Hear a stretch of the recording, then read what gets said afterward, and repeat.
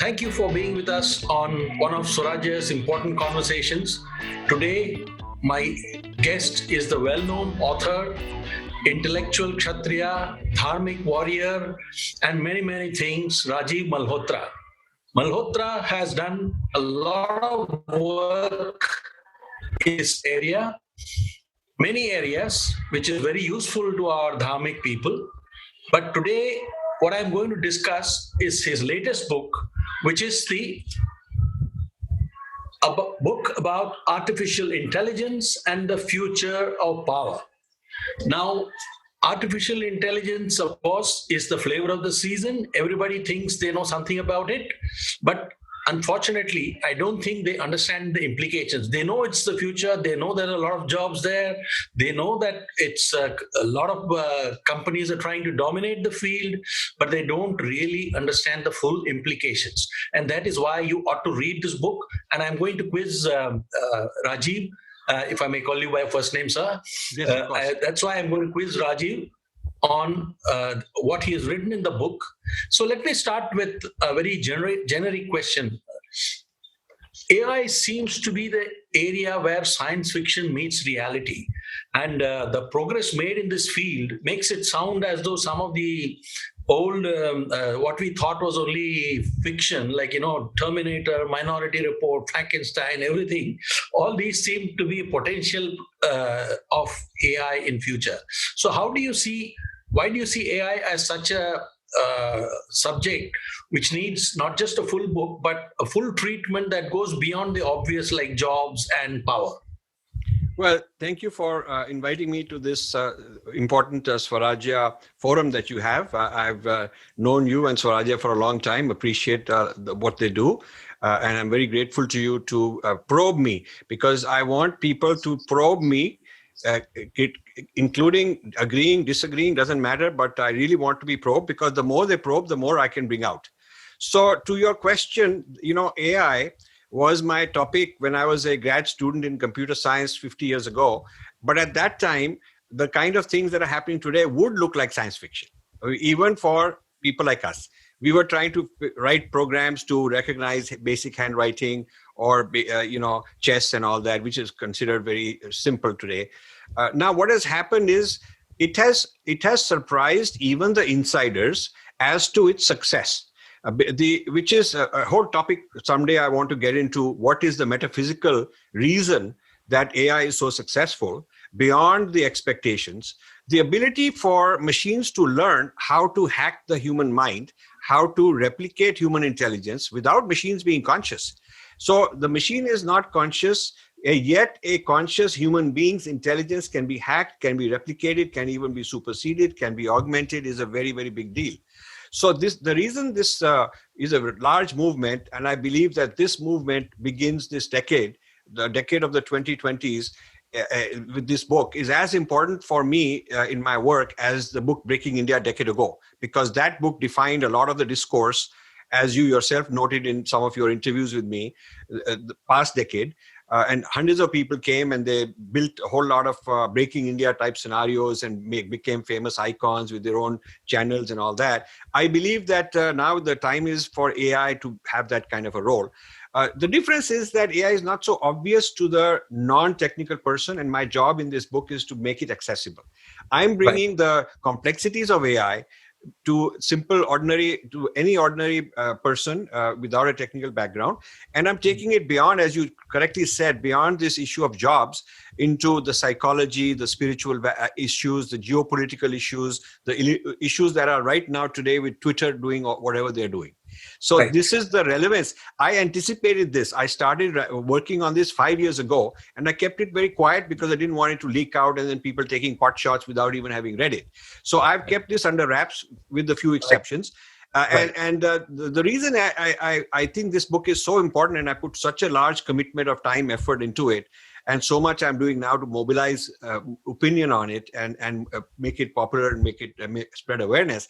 The reason is I feel that the world is in trouble between the haves and have-nots, those who know the AI, the Twitters of the world, the Zuckerbergs, the Googles of the world, the American digital giants, as I call them, of the world, and a few Indian intermediaries who are sort of like the zamindars. in those old days.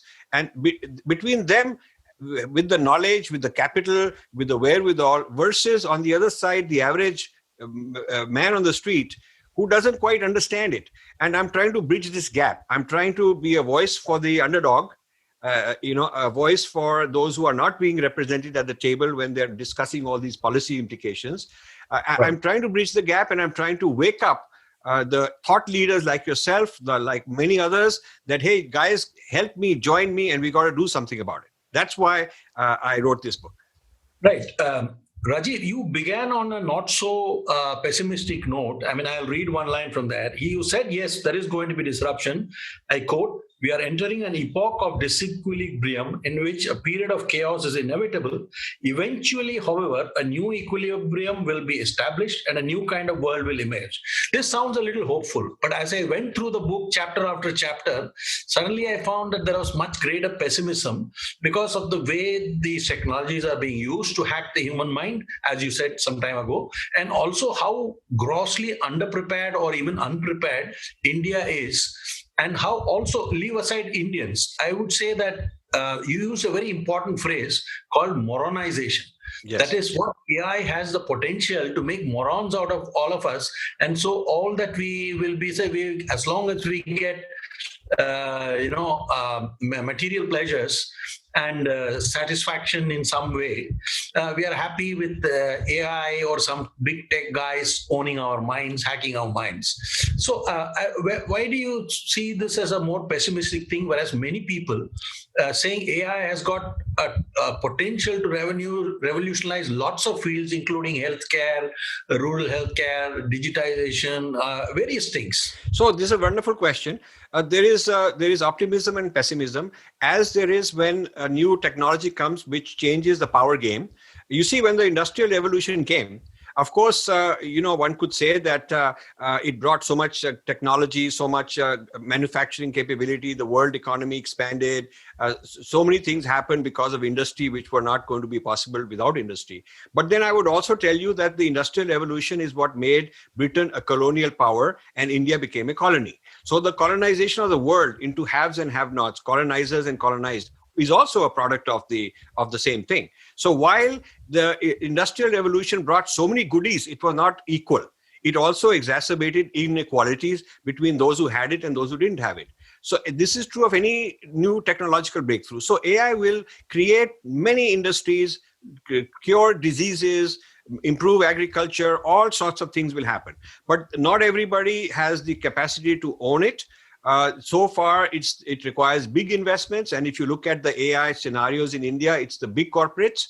All the reports in India on AI are written by the McKinseys and the Pricewaterhouse type people whose clients are big corporate people, and they're writing from the corporate point of view that it'll be good for their investments and all that. But none of those guys has gone to the villages and looked at the point of view of the panchayat, or the real tehsildar or some district level people. None of them have looked at the point of view of what will happen to the migrant workers. None of them have looked at the point of view of, the social disruption this will cause, which I hope we'll get into, because that's this whole Twitter debate, which I've anticipated for several years and tried to warn people in the Indian government also that this is going to become a very serious matter. And I'm glad that, well, in a sense, it's good that it has happened, so that at least we know they've shown their hand. So while AI will do a lot of good things, it will also disrupt equilibriums. When there's an equilibrium, there are unequal forces, but they're kind of held in balance. They figured out, they've negotiated how they relate to each other. Then a new kind of power comes, and some people can grab it, and they can take advantage of it and move up the ladder, so to speak. Others cannot do it. Either they don't have the wherewithal, they don't even understand what the heck it is, they don't have the capital, they don't have the technology know-how and all that. So the people who are not able to jump on the bandwagon and get ahead are going to be left further behind. So I worry about the bottom 500 million Indians who are already marginally educated at best, underemployed, because some of them don't have jobs, some have got sort of artificial made up jobs, or their jobs are inadequate, they need a lot of subsidies to make their ends meet. I feel for the bottom 50% of India.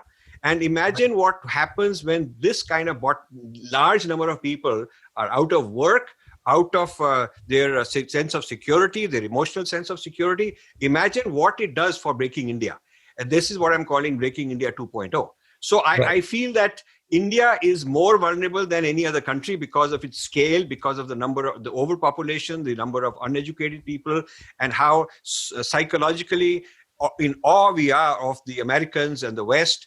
And so, we measure our success based on how many likes I got, how many retweets and views I got, and what Twitter Devta thinks of me, what Google Devta thinks of me. Facebook Devta likes me. They blocked my opponent. They didn't block me. I know search engine optimization, which is sort of like agama for the Devta. To worship the Devta, you need some agama.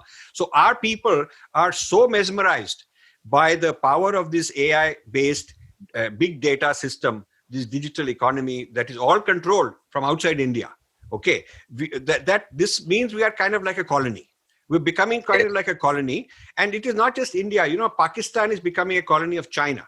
China has got tens of thousands of surveillance cameras for security. They call it for security, but they have facial recognition. They keep track of the generals. They keep track of the private lives, personal lives, who's doing what, all the scandals. They can blackmail these people. So they're like the East India Company keeping tabs on Rajas, Indian Rajas, and deciding who will be the power, who will be in power, who will be kicked out.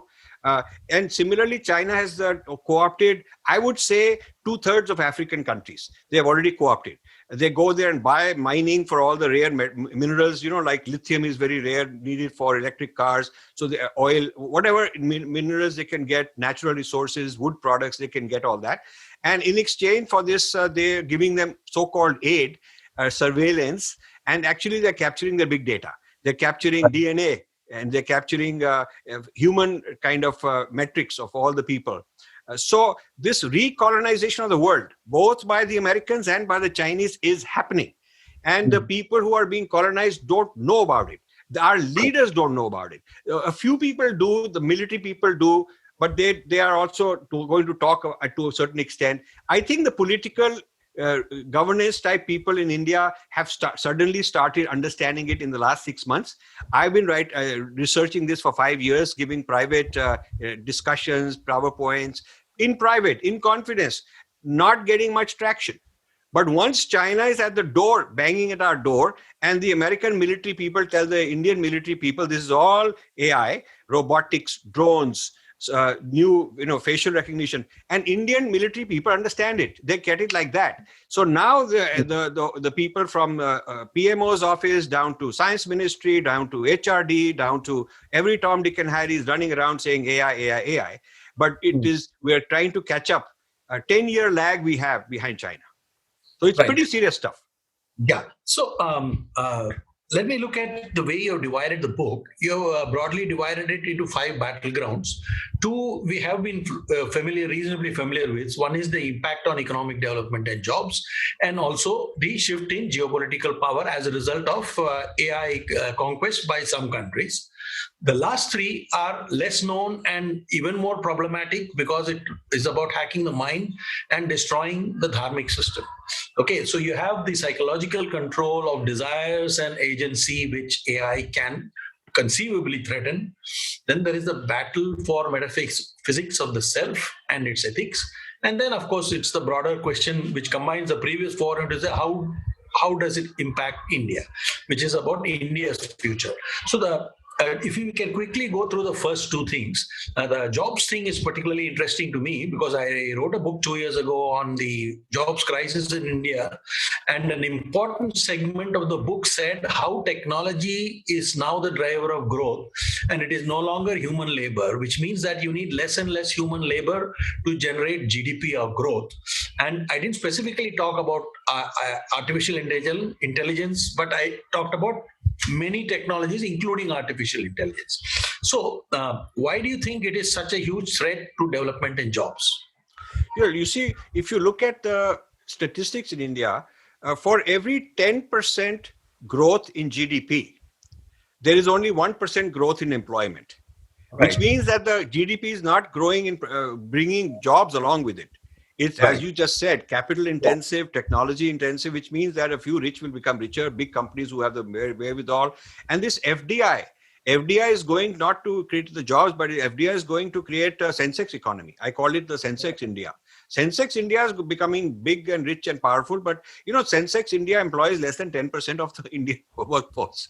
Most people don't understand. They're looking at Sensex India benchmarks and they're saying, "Oh, India is shining" and all that. The point is that 90% of the Indian workers are not employed by the Sensex economy. They're either self-employed, small, medium type companies, street vendors, whatever, taxi driver. So the service economy. So therefore the benchmark of success is wrong, because we are not measuring per million what kind of job rate it is, job growth. We're not measuring the bottom of the pyramid in terms of economic consumption. They should measure consumption or buying power which is not subsidized by the government. Because to say that everybody's going to have these facilities, they'll have electricity, they'll have housing, they'll have food, but all of it subsidized or much subsidized is not really a fair measure of success. You cannot just go on carrying this heavy weight of hundreds of millions of people on your shoulder and become a Vishwa Guru like that. You cannot do that. So the jobs problem is very serious. And the other thing I want to mention is that as India is upskilling for AI, they are upskilling for very low level work. This data sciences kind of work is sort of like the outsourcing used to be. I mean, the call center used to be that, and the BPO economy, which is not very long-term sustainable. So there'll be a time for 5 years, maybe maximum 10 years, where the kind of AI people India is training will get work. And it will create a lot of billions of dollars of wealth for the middlemen who are outsourcing these people. They hire them for $10,000 a year and they rent it to the Americans for $30,000 a year. So it is Indian brains for rent. This is not creating made in India technology. It is Indian brains making Atmanirbhar for the Americans. There it is giving them intellectual property using Indian brains. I go to all kinds of places in the United States where cutting edge technology is happening, whether it's banks, whether it is defense industry, whether it's health. And I'm very impressed by how many Indians are working there in pretty important positions. But they are not doing it for India. The technology is not owned by India. Even the ones working in India, most of the patents in AI in India goes to Microsoft India, Google India. It's the Americans sitting in India hiring Indian brains for their own benefit. So you see the future of jobs they keep talking about, that there'll be a lot of jobs created. It's these kind of jobs. It'll be jobs either working for some foreign guy or doing very low level work. The jobs that will be killed are the jobs that a large majority of Indians depend on. So this is going to create havoc. And I'm not talking about a couple of generations. I'm talking about this decade. I'm saying that by the middle of this decade, by 2025, cracks will appear in the sovereignty, integrity, robustness of India's Sthul Sharir, what I call the physical robustness of India, which is Battleground 1. And by 2030, it will become very clear that we are in trouble. Okay. The other thing is, it's not that this problem is unique to India. Even in the US, I think one of the things that powered Biden and others, or even Bernie Sanders, to pose a stiff challenge, is that the wealth is getting highly concentrated in a small group, whereas the digital have-nots, even in the US, you could say significant number of them being Trump voters or blacks or racial minorities, they also seem to be left out. So it's not that we, of course, are playing digital coolies to the American big tech. But even in America, the big tech seems to be bigger than most people in their own country. And so, as you've seen in my book, I call this the return of the East India Company, because the East India Company was bigger than more powerful than the British government. Yes. And so some of these big tech, they're approaching $2 trillion market cap, some of them, between 1 and 2 trillion. It is huge. So they can make or break, they can ban this guy. They got power because they can scandalize. They got so much on you.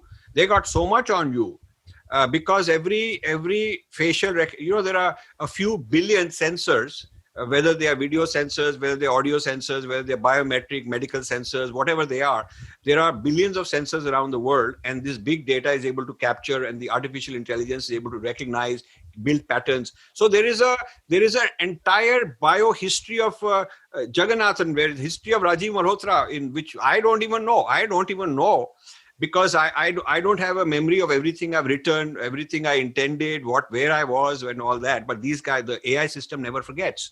And so the ability of the big tech in America to make or break American governments also is definitely there. We are seeing the early stages of this coming out. And the unequal, the point you raised about Americans also suffering as have-nots, and the concentration of power worsening is absolutely valid. It is absolutely valid. It's just that the basic robustness of the United States institutions is far stronger than India. Right. And one day you should interview me on why I think America won't sink while India will. I would love to go into that, because I have done a comparison on what is the robustness of America due to. Where does it come from? Where is the real resilience and strength that they keep taking all these blows, but the country goes on and just bounces back? And I'm not sure that India will bounce back to the same extent. Yeah. In fact, there is a lovely table that you made where you have shown, I think on page 21, where you talked about the amount of data the big tech captures through various devices, web browsers, smartphones, smart homes, wearables, and implants, how much the degree of control you lose as you go up the scale and go up to implants. In a sense, they know you much better than you can ever know yourself. Exactly. Because I can only know myself what I have done consciously, but unconsciously my heart is beating, my brains are shifting, what I'm unconsciously biased about, for, against, they're picking it up. And also my memory is vulnerable to forgetting. With their memory, the machine never forgets. So the machines are in that sense able to outwit, outsmart human beings in many, many faculties. And this is becoming dangerous. Right. The other thing you mentioned, I mean, in fact, you quoted Soshina Zuboff, and how actually we claim we have got something free, but what we have actually lost is much more thing which we have not been able to value.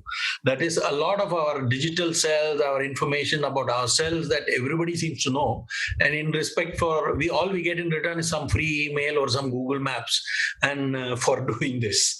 Can you expand on this? How is it theft? In some way, so that our people can understand it. Yeah. So Jaggi, this is a very important question. There is a saying in this circle that I hang around in as part of this research, and what they say is, when the product is free, you are the product. So you are being sold, you are being gamified, you are being played with. So in a sense, something very interesting I'll tell you. This recent thing about these farmers riots, and now it's clear that Twitter and a lot of people had planned all this and done all this. I wish people would read this book and understand the depths, rather than just looking at it as a symptom and reacting to the symptoms and blaming this person, that person. That kid who is doing all this, just a tool. And lot of her Twitter handle and other handles are done by other people. There's other people who are managing all that. There is a huge system behind it, and you see this system has been going on for quite a long time. So the psychological hacking of minds is based on how much data you are supplying, and they are willing to give you things free in order to get all that data from you. And don't trust them when they say WhatsApp is end-to-end encrypted, Gmail is not reading your mail. Point is this: if they are reading your mail, there is a technique called anonymizer. Anonymizer means that we will not mention your name, Jaggi, but we'll say there is a person, male, he comes from a certain background, certain socio-economic, lives in India, this is his faith. So they'll profile you and collect all this data. It may not have your name on it, but the profile is being understood. They're reverse engineering how your mind works. So this way they're able to put together a particular community's behavior. It's called swarm intelligence. Swarm, like a swarm of bees or a swarm of birds. So imagine the farmers who are revolting are a swarm, and so they have tens of thousands of phone calls going, and somebody is able to listen and able to understand using natural language processing, which is a part of AI, and able to decode the mood, the sentiment. There's something called sentiment analysis in AI. So they're able to decode, are they getting angry, less angry than yesterday or more angry? Are they happy? Are they sad? Are they jubilant? Are they in the mood to celebrate? Who is against whom? Is it the young people are a certain way? Is it that the women versus men are a certain way? So they're able to come up with a swarm, compartmentalize it into many categories of people, and able to figure out the moods, the tendencies in real time. Now, this is very dangerous because this means that the people who know all this can figure out what post should I put to make them angry? What post should I do to get them upset get group A upset at group B?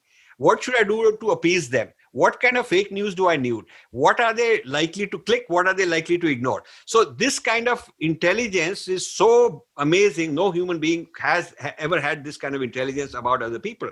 So this is the technical term for this is gamification of people. You are turning the people into a game, and you are making them move up and down like pawns in a game because you control their emotions and their psychology. You figured out that Jaggi wants likes, Jaggi wants more followers. So if he does certain kind of good behavior, we'll give him more of that. So it will channel his behavior in that direction. If we want to discourage his behavior, we will make that post not so popular, or we'll make it even shadow ban him or something. So they are modulating you, and they are morphing your behavior according to their needs. This means that billions of people around the world are being kind of brainwashed and are being kind of in a way very silently and unconsciously, they are being maneuvered psychologically in the direction that these people want. Now, this is huge power. This is more power than with guns and all that, because this is the power to break down countries.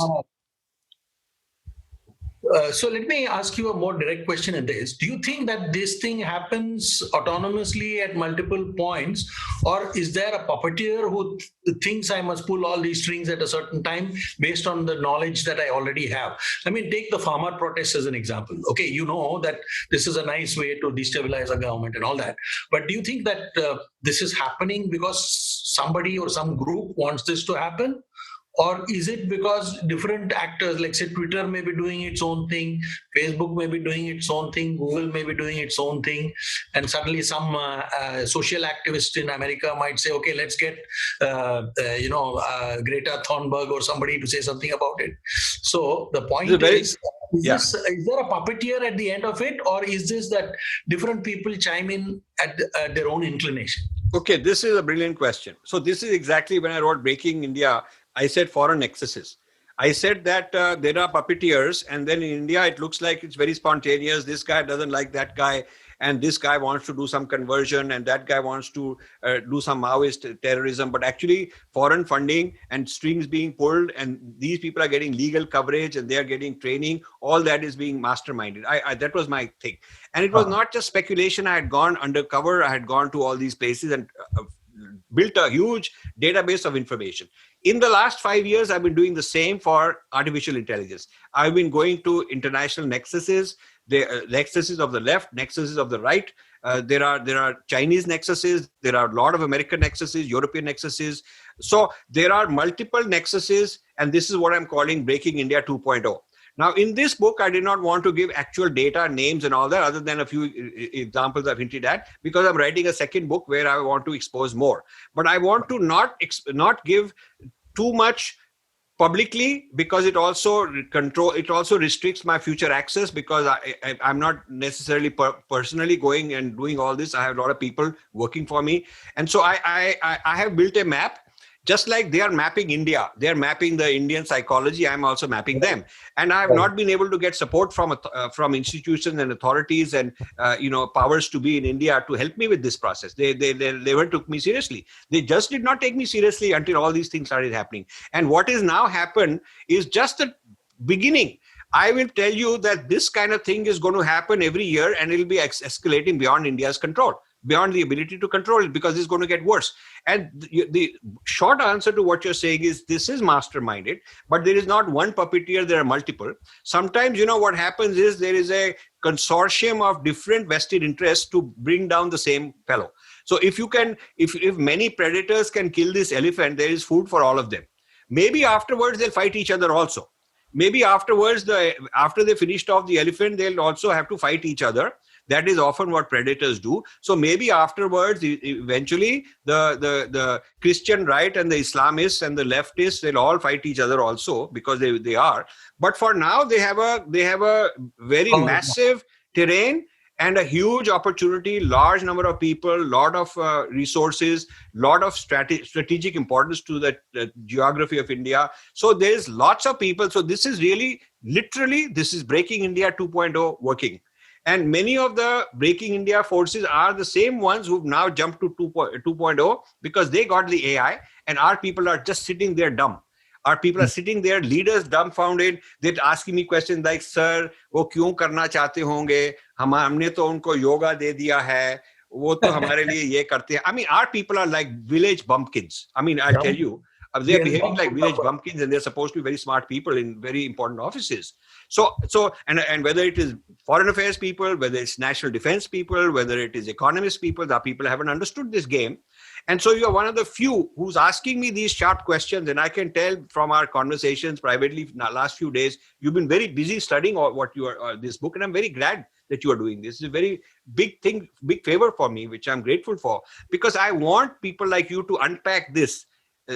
I'm a researcher, but you can unpack it and bring it out to more people to understand. So the small chota mota game is going on at many levels. A lot of people will get something out of it. Lot of intermediaries, lot of zamindars in India who will get some funding. They don't even know the big game. Some of them are playing it unconsciously out of ignorance. Some of them are really involved. But at the higher level of that, most of the very big players, the top level players, are sitting outside India. That I do know, because I know who they are. Now, when we talk about, okay, George Soros is behind this CAA, anti-CAA and anti-370. But no one went beneath the surface and say, okay, where are the machineries? Where is his mechanism? What is the method by which he's doing it? After all, if he announced publicly $1 billion, actually the figure is more. My job is to go inside and figure out what is the mechanism. What is the mechanism? How is working? What parts of it are in India? What all have they infiltrated? Which Indian institutions and authorities have they infiltrated? What part of it is outside? What is their secret communication? How are they operating? That is what I've really done. That is the real accomplishment. And this book is sort of an opening. If the book gets enough audience, if enough people read it, it gets enough traction, I'll be encouraged and I'll put out my next book, which will give a lot more detail. So the questions you're asking are very important, and I'm very glad that you are pushing. So one of the things you mentioned in the course of the last interjection was about, they love our yoga, this, that, and all that. And in this context, in the book, in one of the areas you mentioned the relationship between hard power and soft power. I mean, my own view, often informed by what you write, is that I think there is no point having soft power if you do not have hard power. Exactly. Don't you think soft power rides hard power? Yes, absolutely. When Joseph Nye in Kennedy School of Government in Harvard coined this term soft power, he was referring to the United States having so much hard power that in addition to the hard power pressure on the Soviet Union, the spread of American culture and values and music and all of that to win over Russians and other Eastern Bloc countries would be very important. And also in what was called the Third World at the time, to win these people over with American soft power was very important at the time. But this was because the hard power already existed. And in my book, I show how Rome versus Greece, with Rome bringing the hard power and Greece bringing the soft power, ultimately Rome defeats Greece. The hard power defeats the soft power. And there is a Greco-Roman culture, hybrid culture in which Rome is taking over the Greek culture. So you got the culture, but I got the hard power. I'll end up having both.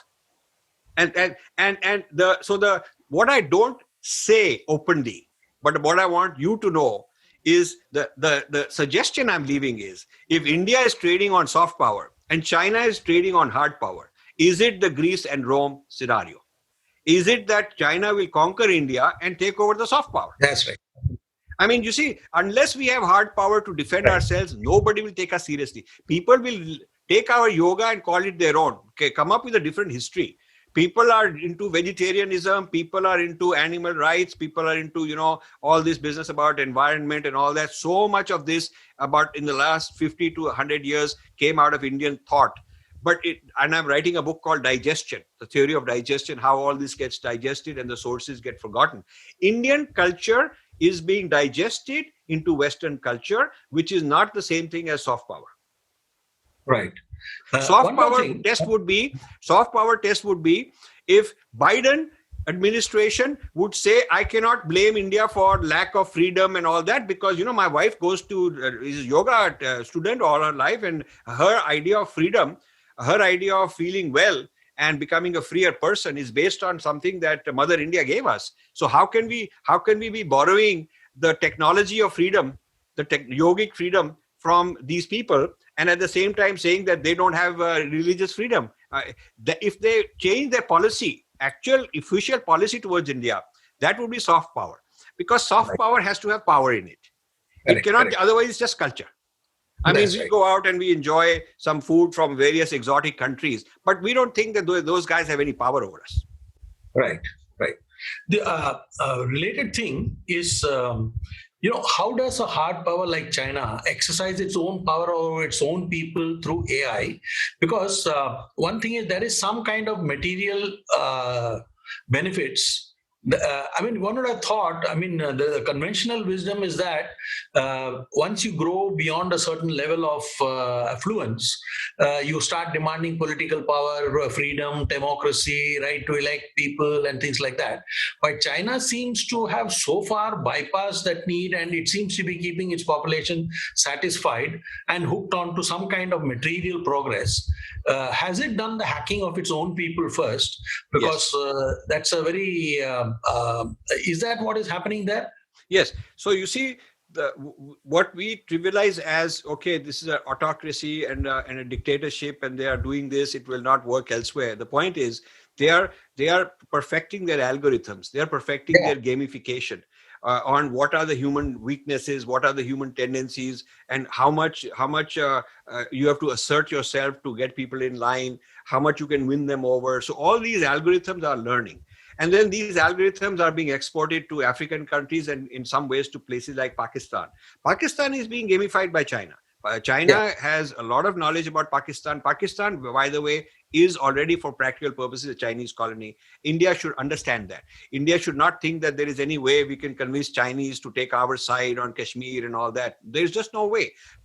China is so invested, and the investment is paying off, because if they ever need boots on the ground to fight India, it will not be Chinese people, it will be Pakistanis. It will be Pakistani terrorists or Pakistani military people or ISI. Those guys will do all the dirty work. So you see, this business of hacking the mind, starting with their own domestic base as a captive, like guinea pigs. You're testing a new drug on you've got to try it for drugs. So you try it on, in the old days, they would try it on prisoners, because you can take risks with them. So this business of hacking the minds with AI started with the Muslim minority. Then it went to Hong Kong, where they did all this with the cameras and all this stuff. They figured out who are the leaders, where are they vulnerable, how to anticipate their next move, how to intervene.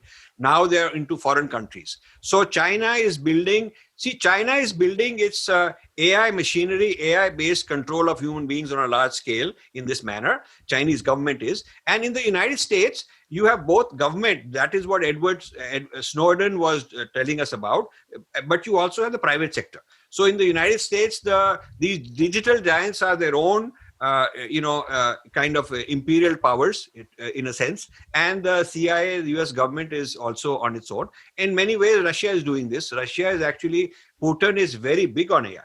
Putin has made a lot of statements about the importance of AI. The reason Russia needs AI a lot more than many countries is because it has a small population. So it needs automation. It will not suffer unemployment, because with only 100 million or so people and a vast terrain, they need robotics, they need drones, they need machines to do the work. So there are two ways in which Russia will come out ahead of many.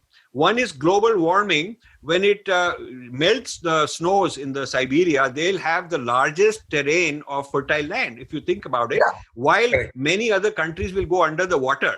Because water level will rise. The point is that with the melting of the snow, melting of the ice, the polar ice, Siberia will become the most lush place in the world for agriculture and so on. That is one way that they're likely to be helped. The second way is a very small population, and with the advent of AI, overpopulation is going to be a liability. It's no demographic dividend. It's a demographic nightmare that overpopulated countries have. Right. So Russia will end up benefiting from that. They understand all this. Right. Two questions. One related to China and Russia, which are both autocratic countries, but AI might actually help them continue remaining autocratic once they hack the minds of the people. In the case of America, which is still a democracy, and much of Europe, the control seems to be exercised more by the tech or to some extent the security establishment. Yes. So where do you see genuine democracy, free speech, free will, and all? You mentioned all that in your book. You're saying, where do you see it heading? One, from the authoritarian approach, where investment in AI actually helps them keep their own people docile and focused on minor pleasures, while the leadership does pretty much what it wants. And then the other side, which is a democracy, and the infiltration into hacking of people's mind is far more subtle, and people may not know much, but this is there. So do you see a parallel between both democracy and autocracy, where AI can actually be used to achieve the same purpose? So you see, this is a very interesting question, because one of my sequels, I'm writing several sequels, is on how India can basically turn the Vedic metaphysics, the Vedic social sciences, the Vedic mind sciences as an AI foundation, and not only propel the Vedic ideas and get a force multiplier, use AI to create a social awareness which is Vedic oriented rather than the global left. Right now, what has happened is the premises of human rights are global left. You know, when they say that you violated something and they will ban you or whatever they'll do, it is their criteria.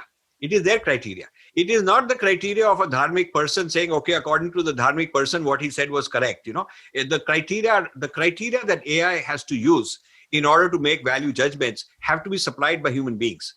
So human beings supply the criteria, and these criteria tend to be Western universalism. So when I did that book, Being Different, and I defined the idea of Western universalism, now what has happened is Western universalism has become embedded in AI.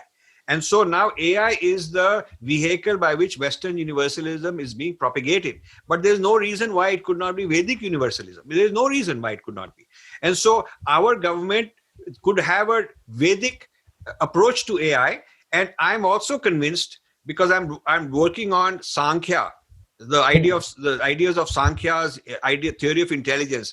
There is a Sankhya theory of cognition, and there is a Kashmir Shaivism theory of cognition and intelligence. And I'm working on how these can be the foundations for building artificial intelligence. Because after all, if artificial intelligence is built on the idea of intelligence that you want to mimic, so whatever is your theory of intelligence, you want to mimic that. And if we introduced our theory of intelligence as the premise, which is what I want to go towards, then we could create a new kind of AI. Our AI will benefit, and also our civilization will benefit, because the AI will be used to further our ideals. So right. This question you're raising, a very powerful question. That why, this is another problem which we have with AI brought into India, because the AI being brought into India by the corporate sector is basically biased with Western universalism. Right. Right. I'm withholding. It's like tip of the iceberg I talk about. Even my book is a tip of the iceberg, because 10% I'm telling you in this book, 90% I know I'm waiting for, and I want to collaborate with people like you, and I want to do a lot more. So the idea of how a civilization's basic premises, assumptions, templates become the foundation, invisible in the AI. AI pretends to be very universal and equal to everybody.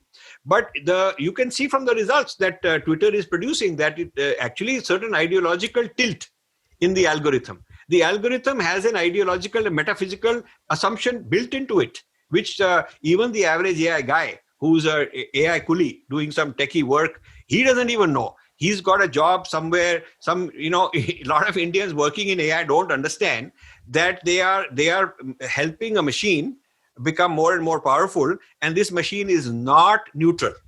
It is not neutral. It is not civilizationally neutral. It has some value system in it. Yeah. The other thing is you make a difference between, say, intelligence and consciousness in one of your things, right? So, and the other thing is that in the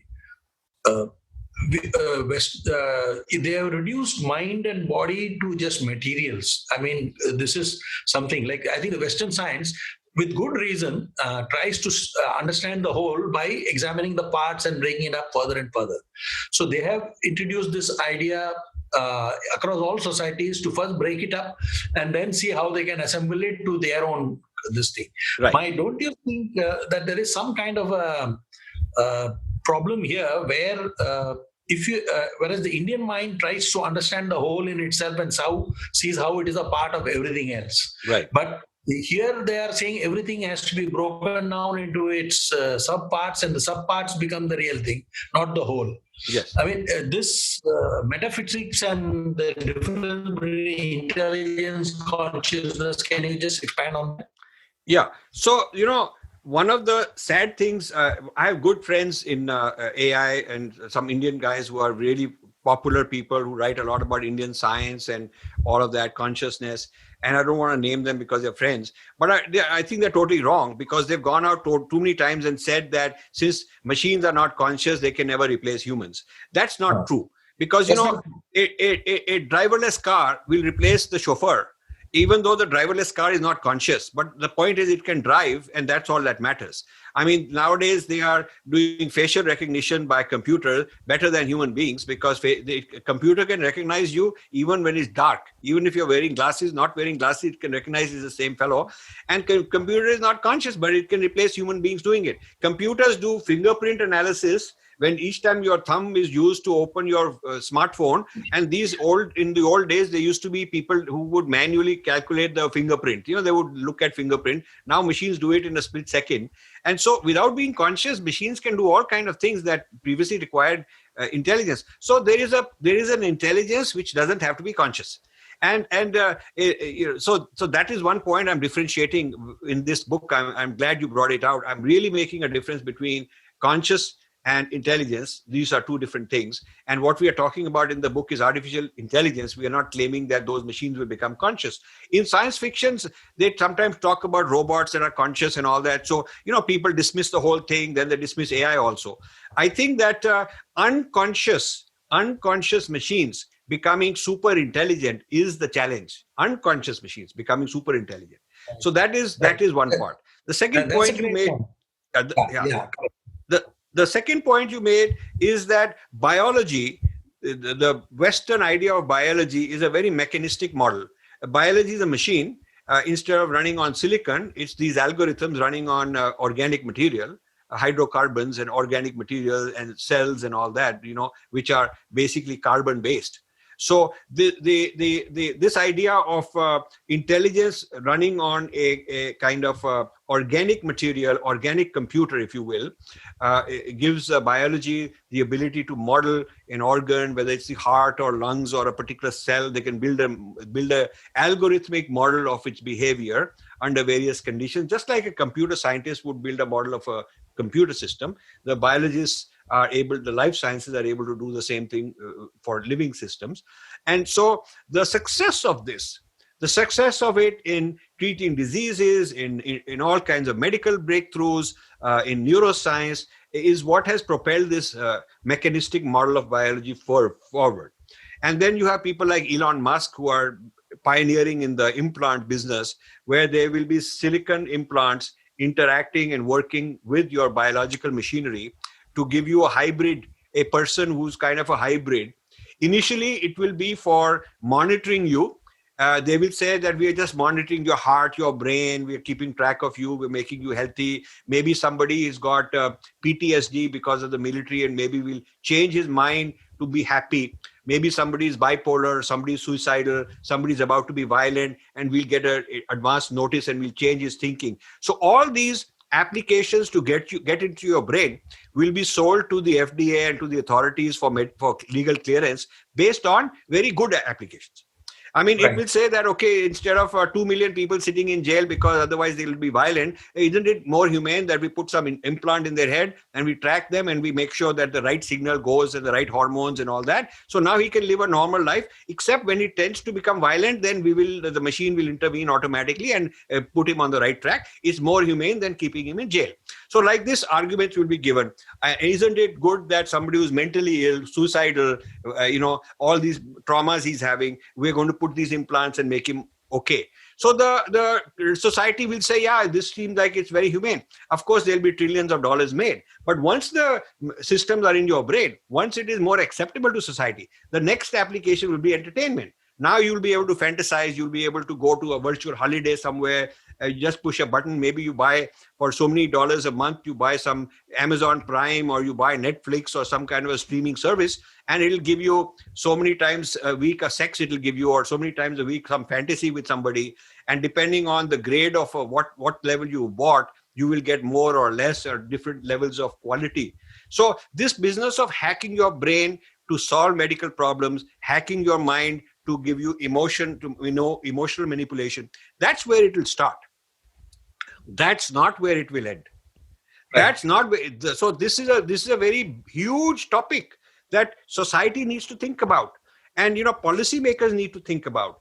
NGOs don't know this, gurus don't know this. I'm surprised that the gurus are so ignorant. I mean, I've tried getting gurus on top into this business. I've only succeeded with one Ramakrishna Mission, Swamiji in New York. He understood what I'm saying. He spent a lot of time discussing this with me. He read the book in detail, and then he's participating.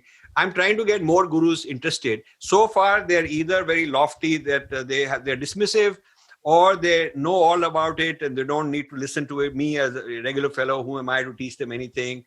Or they just plain old embarrassed, but they are not engaging the issue. So this is the issue of where we are going with AI vis-a-vis the RV.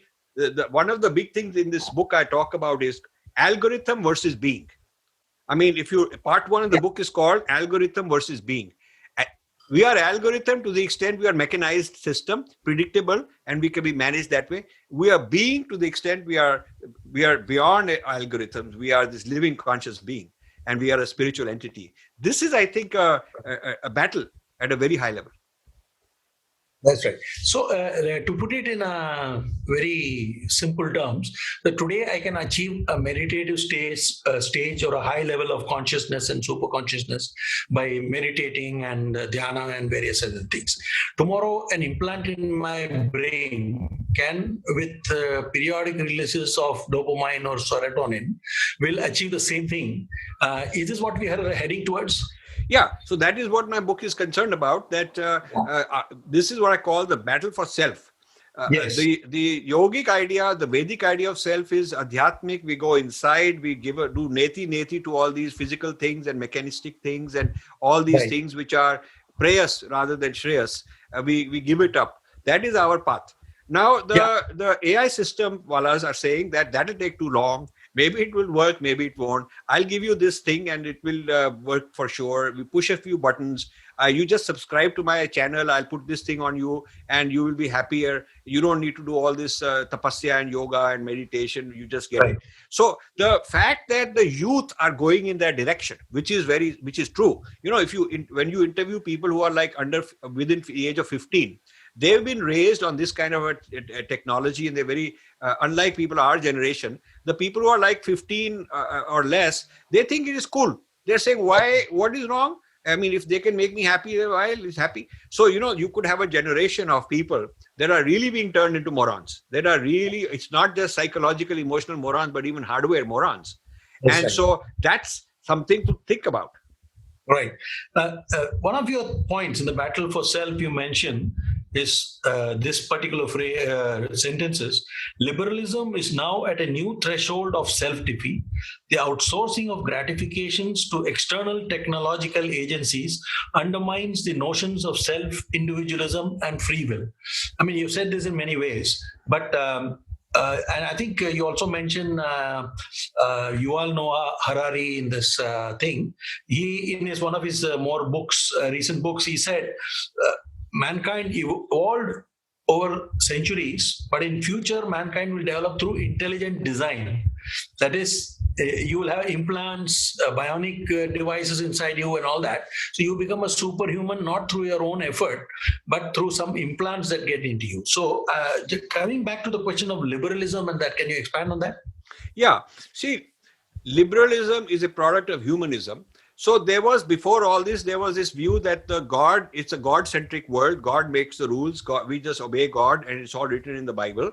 And so when that was discarded, the age of humanism said that we humans have the ability to think for ourselves. We can tell right from wrong. We can, through science, we can discover things.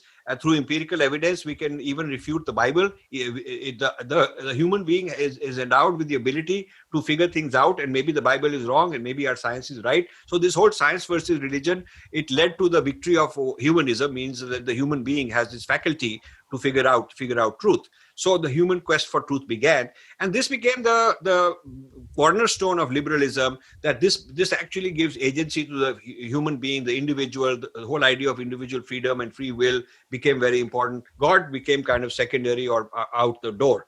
So this rise of liberalism, the rise of the left, the rise of secularism, and the rise of science, they all went hand in hand. Now what has happened is that science has reached the culmination in AI.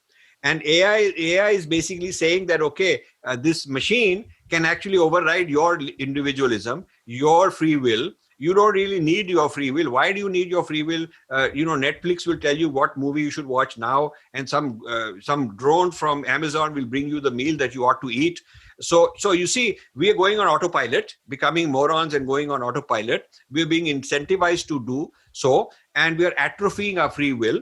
So what is happening is we're becoming a bit like zombies. So this is, in a sense, defeating the very same free will and individualism which created this technology. So the technology could, in a sense, outdo its own creators at some point in time. And therefore the concern is, when that happens, we may be forced into depopulation.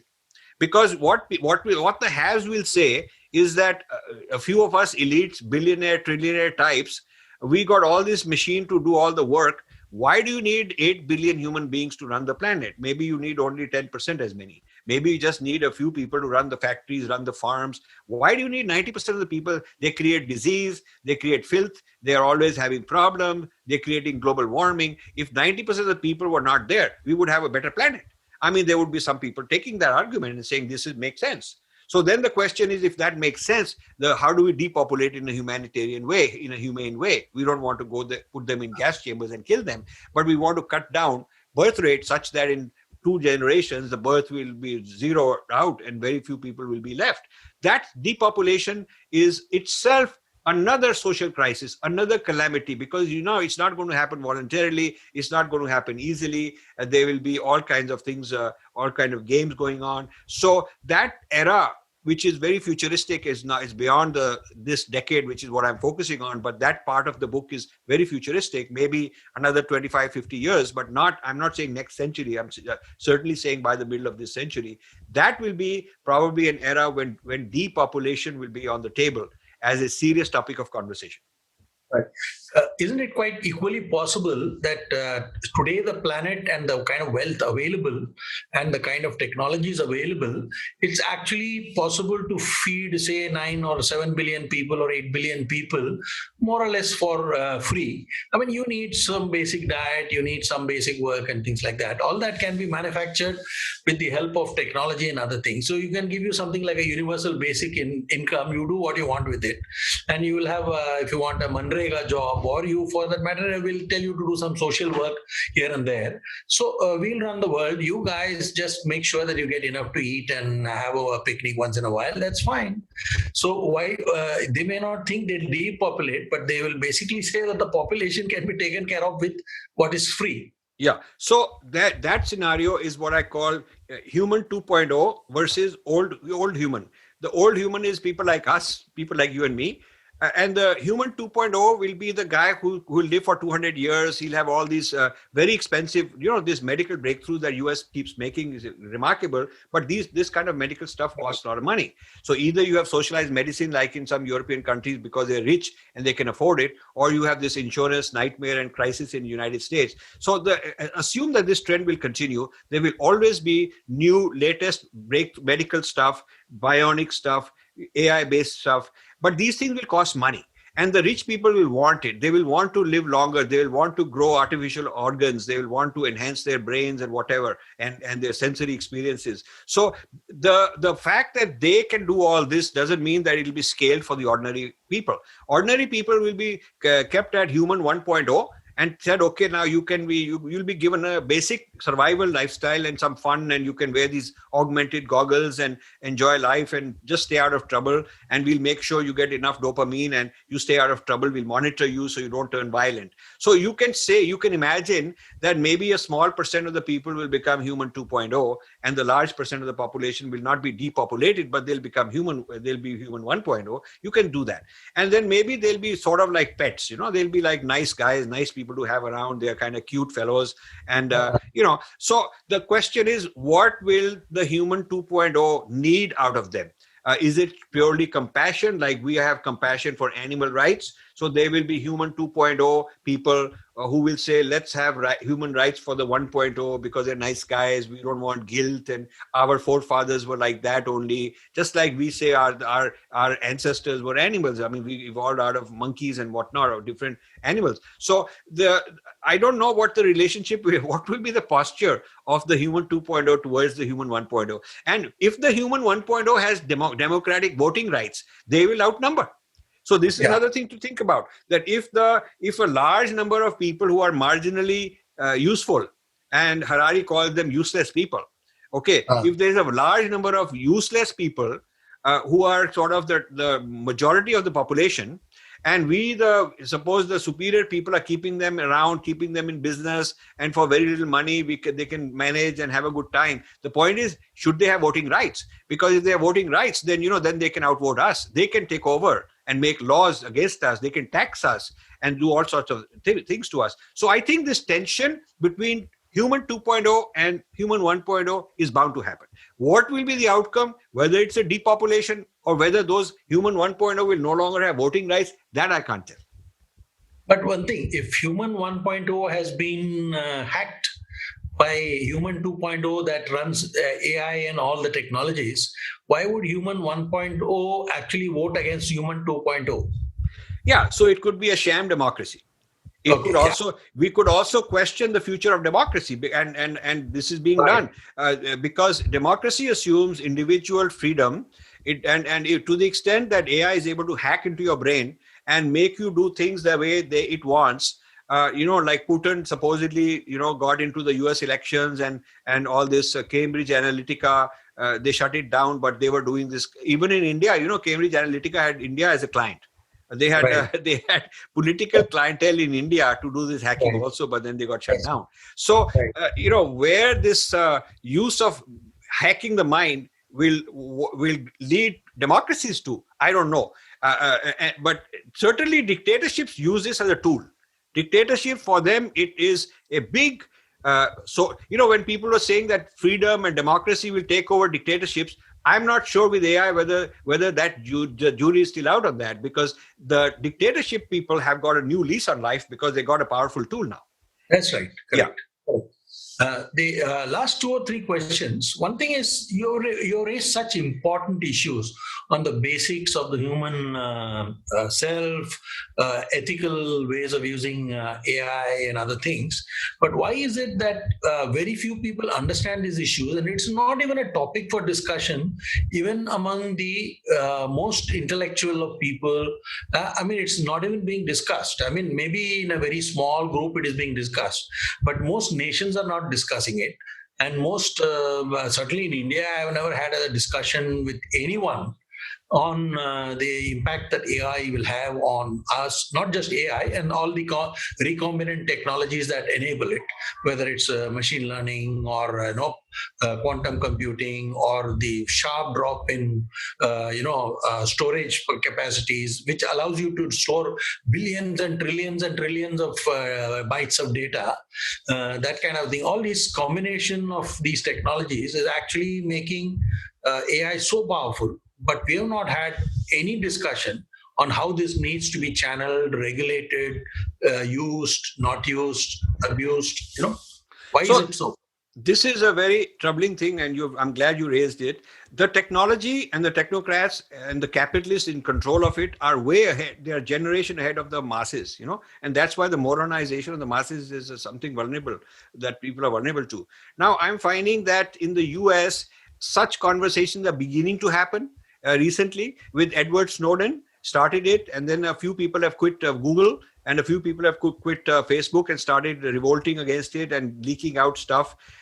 Google created a department called AI bias.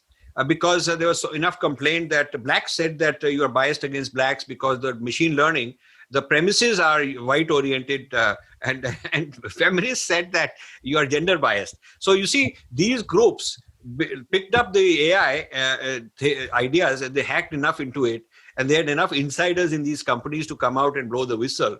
Nobody has come out and said there is a Hindu bias in this AI. There is Vedic bias. There is all Western universalism. Nobody. There are so many Indians in AI, but nobody had the courage, the imagination to connect the dots. I'm connecting the dots. They are seeing these dots every day. A lot of the people who are great in AI are also Sanskrit scholars. A lot of Indians who are, Brahmin Sanskrit scholars and very knowledgeable and all working in AI, but they have not written this book. I'm writing this book. So this has not happened in the Indian scene so far. It's only beginning to happen in the American scene right now.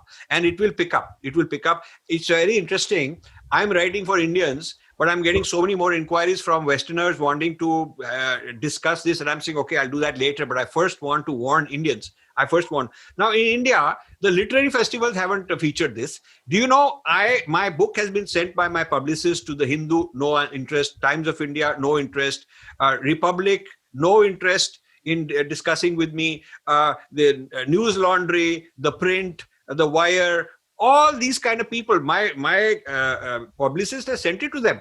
Either they think it is all science fiction, or it is some conspiracy wala, or there is some Hindu right-wing Hindutva fellow, saffron fellow, and we don't want him. I mean, they just haven't had the brains. Maybe they cannot read for themselves. But I must say that the inability of the Indian intellectuals to understand this, even when it's offered to them on a silver platter, like I'm doing with my book, is quite disgusting. And you would expect some of them, like government people in ministries where this is being affected, you would expect that they would get a bunch of copies and give it to all their top people and say, bring this fellow to come and do a Zoom with us and teach us all this stuff. You would think that the kind of conversation you and I are having, every ministry in India would want to have, the IS people would want to have, the technology people, the military people, all of them would want to have it with their senior thinkers. You would think that. I've been working on it for a very long time. And let me tell you, my first choice was not writing this book publicly. My first choice was being a resource available for people who are really serious, and give them behind the scenes education and give them a head start over the rest of the world, maybe a year head start over the rest of the world by giving this knowledge to them. I'm discouraged because I feel that people don't want to get out of their comfort zone. People want to protect themselves, and they are into this career, and they don't want something disrupted. And there is this outsider, you don't fully trust him. What might he say?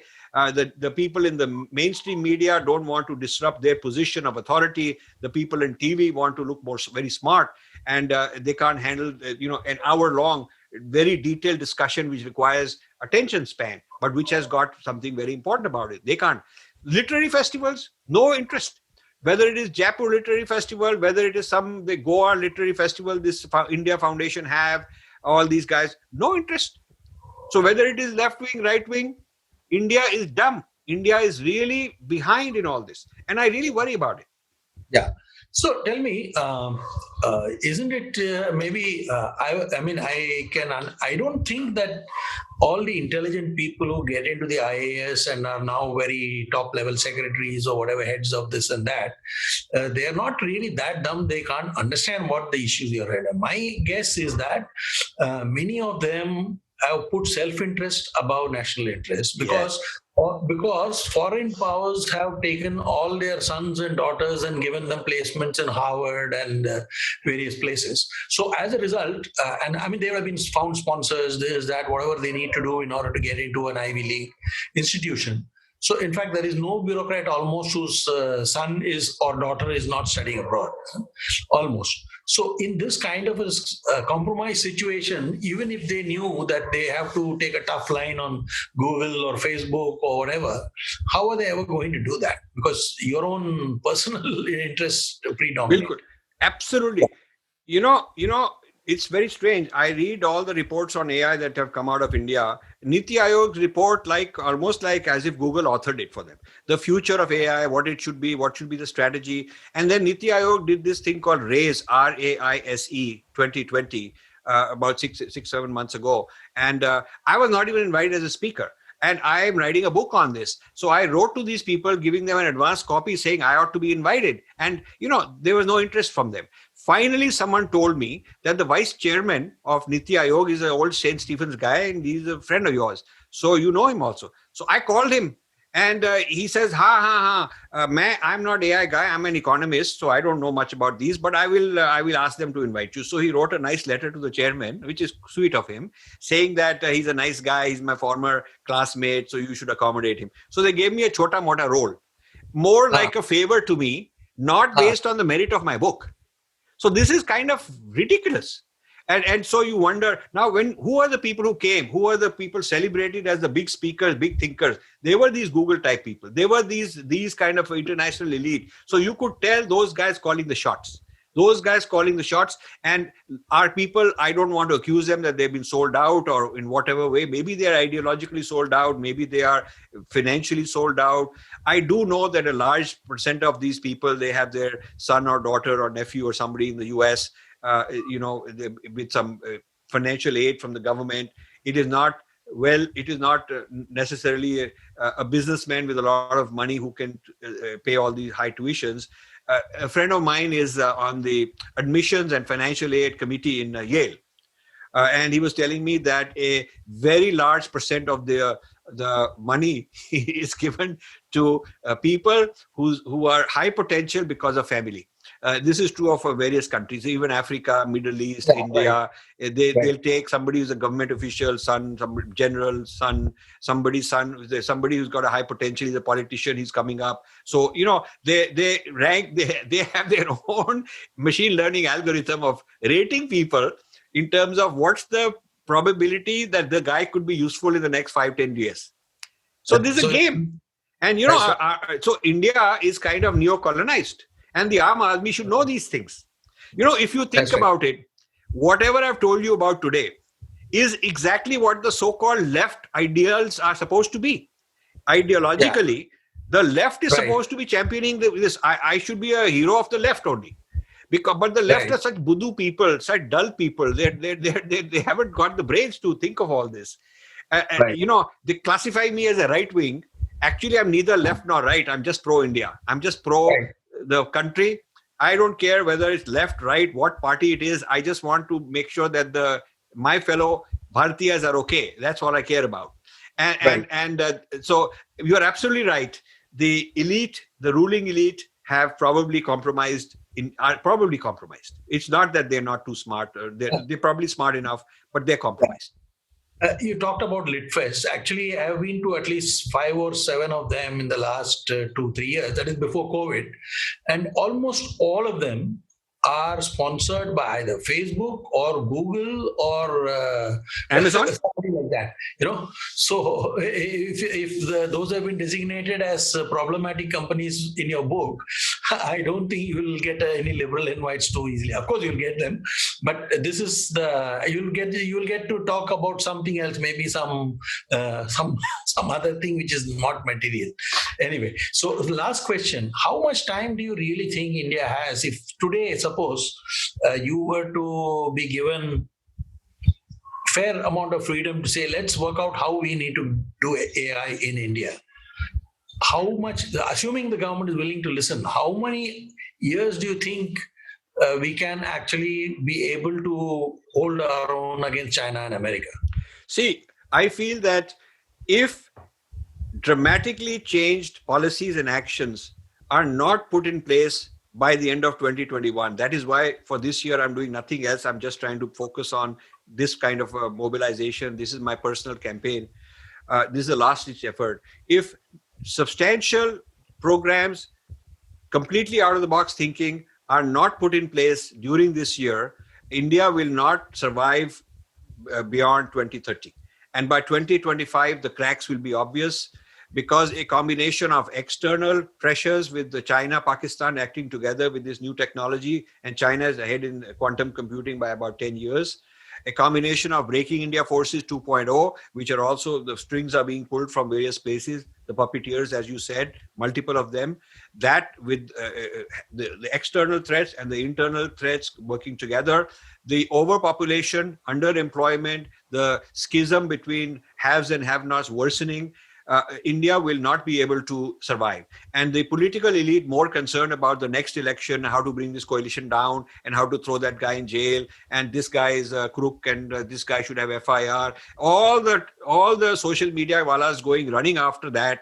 And you might have noticed that in the last 1 or 2 years, I kind of backed out of that a little bit, even though my followers pressured me to go get involved here, there, and some of my people who are handling my accounts, they put that stuff out. But as far as I'm concerned, I focused entirely on this. In 2019, this book would have come out. In 2019, there were a few things I wanted to do a little differently, and then the COVID started it about a year ago, so this got delayed a year. But I wanted to get this out a while back and change the discourse for India. I think India is almost at a point of no return. It is, but right now it has no time, no luxury left to sort of waste time.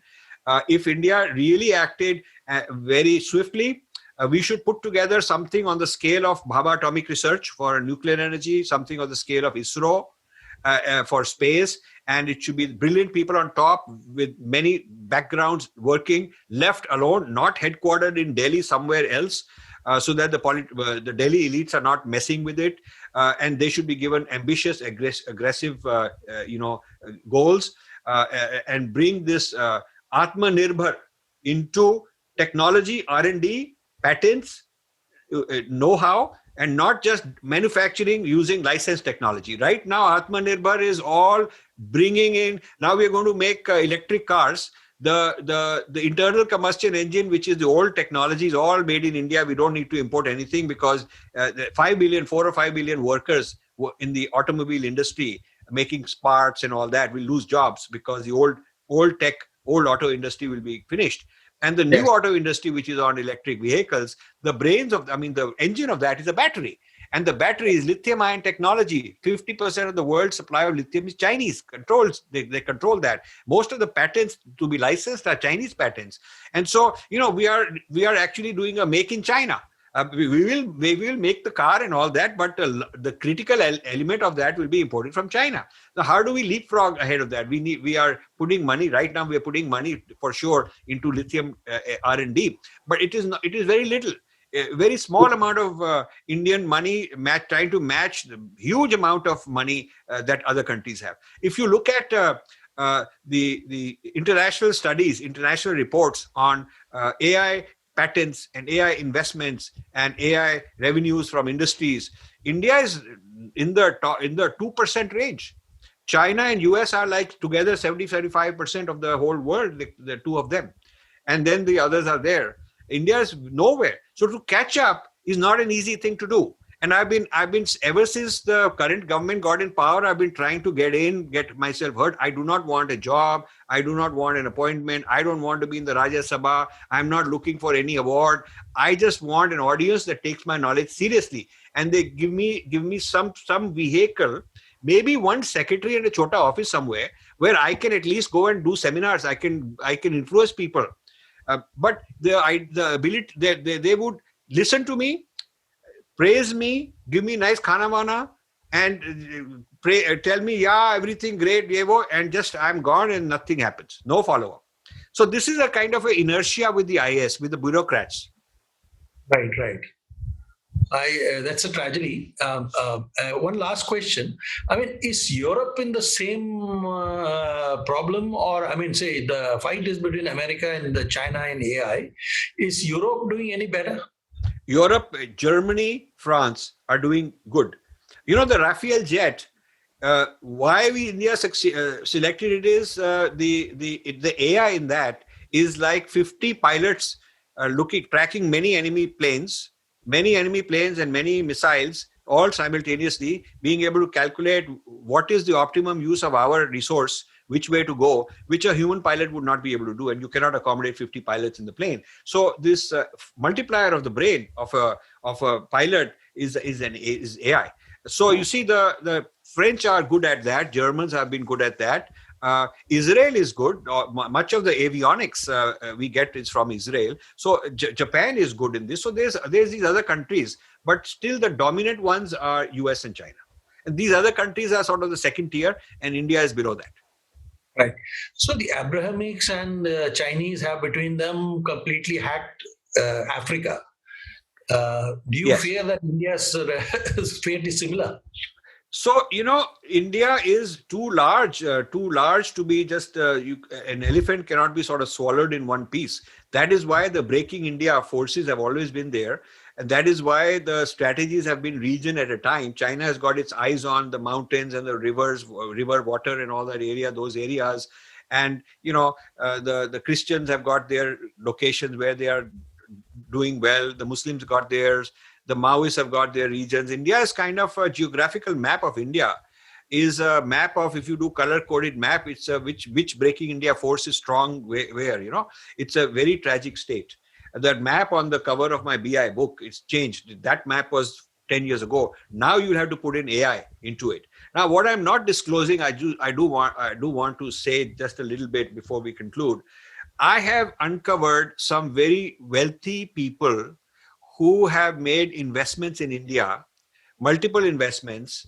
And these people are definitely in this global left, ideological left, anti-CAA, anti-370, funding these people who are on this farmer riot and all that. These guys are all, when you look enough, they're all there. But they got the money and under social justice. That's a very suspicious term. Wherever in India they're teaching you social justice, you should look and you will find there are these kind of people. Now the latest thing is, rather than calling it human rights, because Indians are very suspicious, now they're calling it social justice. And so, social justice sounds so nice, So these social justice people have started some NGOs in India. And for some of them, I know this guy's got 10 of them. Some of them have invested in technology companies, including AI technology companies as venture capitalists, to just keep an eye open, to capture some minds, win over some people, because they got so much money to throw around. So if they have a portfolio of $25-30 billion in India and the net worth is in the billions, it's not a big deal. So some of these things have started.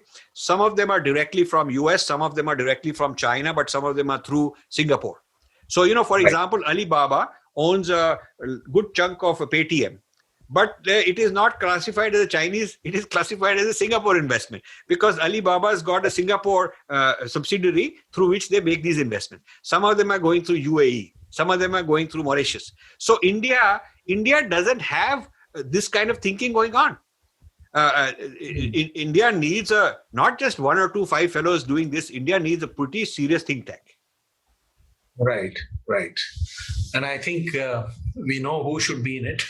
So, Rajiv, thank you for giving us so much time. And I hope we get to continue this conversation on some of the other aspects that we could not really touch upon today. Thank you, Rajiv, for this wonderful book. I will not only be putting out this video, but I will also be reviewing it shortly in Swarajya and probably elsewhere. Thank you very much. Thank you so much, Jaggi. You've been a good friend. You're one of the very few media persons from the old mainstream media now in the new cutting edge media that I can confidently say is an honest person, has a good heart, has a good brain, and I'm honored to call you a friend. And may our friendship continue and flourish even further. And wishing you all the best in your health, life, and career. And namaste. Thank you, Rajiv. Thank you very much.